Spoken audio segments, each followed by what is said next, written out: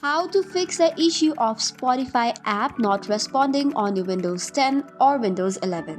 Hello everyone, and let's get started. Let's fix this issue through some methods. For the number one method, search for firewall and network protection. Click on the first option, allow an app through firewall. After this, on this list, click on change settings and search for Spotify app. Make sure that both of the options or the box is ticked for both the private and the public. Once that is done, click on OK. For the next solution, open your task manager, search for Spotify, right-click on it and then click on End Task. Next up, you can repair and reset your Spotify app. For that, open your settings and then click on Apps.